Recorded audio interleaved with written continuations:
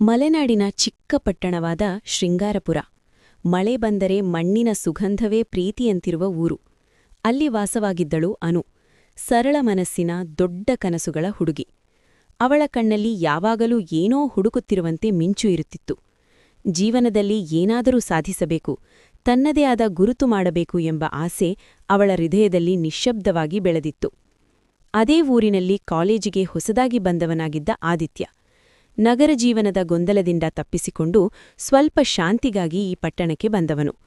ಹೆಚ್ಚು ಮಾತನಾಡದ, ಆದರೆ ಆಳವಾಗಿ ಯೋಚಿಸುವ ಸ್ವಭಾವ. ಅವನ ಮೌನವೇ ಅವನ ಶಕ್ತಿ.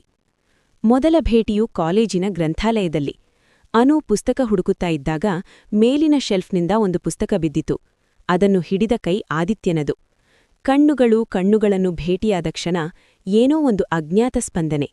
ಮಾತಿಲ್ಲದೆ ನಗು ಮಾತ್ರ ವಿನಿಮಯವಾಯಿತು. ಆನಂತರ ದಿನಗಳು ನಿಧಾನವಾಗಿ ಸಾಗಿದವು. ಕಾಲೇಜಿನ ಕಾರಿಡಾರ್, ಕ್ಯಾಂಟೀನ್, ಬಸ್ ಸ್ಟಾಪ್ ಎಲ್ಲೆಲ್ಲೂ ಅವರ ಭೇಟಿಗಳು ಯಾದೃಚ್ಛಿಕವೆನಿಸಿದರೂ ಹೃದಯಕ್ಕೆ ಮಾತ್ರ ಅವು ವಿಶೇಷವಾಗುತ್ತಾ ಹೋಯಿತು. ಅವರು ಹೆಚ್ಚು ಮಾತನಾಡುತ್ತಿರಲಿಲ್ಲ, ಆದರೆ ಮೌನದಲ್ಲೇ ತುಂಬಾ ಹೇಳಿಕೊಳ್ಳುತ್ತಿದ್ದರು. ಅನುಗೆ ಆದಿತ್ಯನ ಮೌನ ಇಷ್ಟವಾಗತೊಡಗಿತು. ಅವನು ಮಾತನಾಡದಿದ್ದರೂ ಅವಳ ಮಾತುಗಳನ್ನು ಗಮನದಿಂದ ಕೇಳುತ್ತಿದ್ದ. ಅವಳ ಕನಸುಗಳನ್ನು ತಮಾಷೆ ಮಾಡದೆ ಗೌರವಿಸುತ್ತಿದ್ದ. ಆದಿತ್ಯಗೆ ಅನುನ ನಗು ಇಷ್ಟ. ಅವಳು ನಗಿದಾಗ ಅವನೊಳಗಿನ ಎಲ್ಲಾ ಗೊಂದಲಗಳು ಕ್ಷಣಕಾಲಕ್ಕೆ ಮರೆತು ಹೋಗುತ್ತಿದ್ದವು. ಒಂದು ದಿನ ಮಳೆಯ ಸಂಜೆ.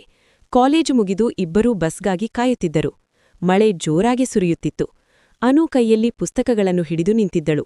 ಆದಿತ್ಯ ತನ್ನ ಛತ್ರಿಯನ್ನು ಅವಳ ಕಡೆಗೆ ತಳ್ಳಿದ. ನಿಮಗೆ ಮಳೆ ಇಷ್ಟವಾ ಎಂದು ಅನು ಕೇಳಿದಳು. ಹೌದು, ಮಳೆ ಎಲ್ಲವನ್ನೂ ಸ್ವಚ್ಛ ಮಾಡುತ್ತದೆ ಎಂದನು ಆದಿತ್ಯ. ಅನು ನಗಿದಳು.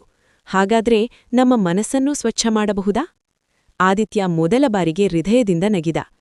ಅದೇ ದಿನದಿಂದ ಅವರ ನಡುವೆ ಸ್ನೇಹ ಪ್ರೀತಿಯಾಗಿ ಬದಲಾಗತೊಡಗಿತು. ಆದರೆ ಯಾರೂ ಅದನ್ನು ಹೇಳಿಕೊಂಡಲಿಲ್ಲ. ಅನುಗೆ ಭಯ, ಪ್ರೀತಿ ಹೇಳಿದರೆ ಸ್ನೇಹ ಕಳೆದುಕೊಳ್ಳಬಹುದೇನೋ ಎಂದು. ಆದಿತ್ಯಗೆ ಸಂಶಯ, ತಾನು ಯೋಗ್ಯನೋ ಅಲ್ಲವೋ ಎಂಬುದು. ಸಮಯ ಕಳೆಯುತ್ತಾ ಹೋಯಿತು. ಕಾಲೇಜಿನ ಕೊನೆಯ ವರ್ಷ ಬಂತು. ಎಲ್ಲರೂ ತಮ್ಮ ಭವಿಷ್ಯದ ಬಗ್ಗೆ ಯೋಚಿಸುತ್ತಿದ್ದರು. ಆದಿತ್ಯಗೆ ದೊಡ್ಡ ನಗರದಲ್ಲಿ ಉದ್ಯೋಗ ಸಿಕ್ಕಿತ್ತು. ಈ ಸುದ್ದಿ ಅನುಗೆ ತಿಳಿದಾಗ ಅವಳ ಹೃದಯದಲ್ಲಿ ಏನೋ ಒಡೆದಂತಾಯಿತು. ನಗು ಉಳಿದಿದ್ದರೂ ಕಣ್ಣುಗಳು ಸುಮ್ಮನಿರಲಿಲ್ಲ. ಕೊನೆಯ ದಿನ ಕಾಲೇಜಿನ ಹಳೆಯ ಆಲದ ಮರದ ಕೆಳಗೆ ಇಬ್ಬರೂ ಕೂತಿದ್ದರು. ಮೌನ ತುಂಬಾ ಭಾರವಾಗಿತ್ತು.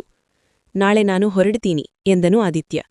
ಗೊತ್ತಿದೆ, ಅನು ನಿಧಾನವಾಗಿ ಉತ್ತರಿಸಿದಳು. ನಿನಗೆ ಏನಾದರೂ ಹೇಳಬೇಕು ಅನಿಸಿತ್ತಾ? ಅನು ಕ್ಷಣಕಾಲ ಮೌನವಾಗಿದ್ದಳು. ನಂತರ ಧೈರ್ಯ ಮಾಡಿಕೊಂಡು ಹೇಳಿದಳು. ಹೌದು, ನೀನು ನನ್ನ ಜೀವನದ ಅತೀ ಸುಂದರ ಭಾಗ. ನಾನು ನಿನ್ನನ್ನು ಪ್ರೀತಿಸುತ್ತೇನೆ. ಆದಿತ್ಯನ ಕಣ್ಣುಗಳಲ್ಲಿ